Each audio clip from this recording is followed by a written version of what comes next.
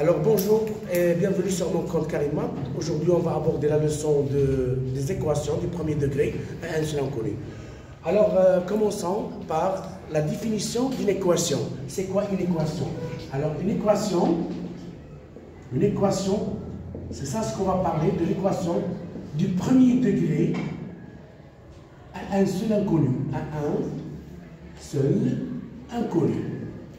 Alors, pour définir une équation, en commençant par cet exemple. Par exemple, 6 plus 3 est égal à 10 moins 1. 10 moins 1. On appelle cette expression, on appelle une égalité. Lorsqu'on a le premier membre est égal au deuxième membre, ça s'appelle une égalité. Alors, dans cet exemple, on a le premier membre est égal au deuxième membre, ça s'appelle une égalité.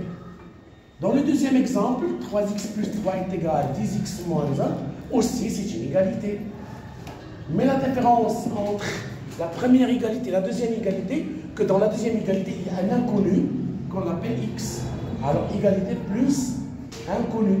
Égalité plus inconnu, ça nous donne une équation. Donc, bref, c'est quoi une équation?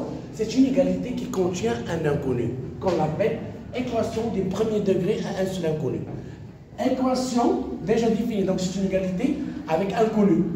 Un seul inconnu, parce qu'il y a d'autres équations avec deux inconnus, par exemple, 2x moins 5 égale plus 1 est égal à 0. Là, c'est une équation du premier degré, mais avec deux inconnus. Alors, pourquoi on l'appelle premier degré? Parce que l'inconnu x est non. Si on veut l'écrire sous forme d'une puissance, ça donne x puissance 1. Donc, cet exposant 1, c'est lui qui dit qu'on a une expression du premier degré. Ça veut dire qu'on a des équations du deuxième degré ou bien du troisième degré. Donc, bref, une équation du premier degré à un seul inconnu, c'est une égalité qui contient un inconnu qu'on appelle x.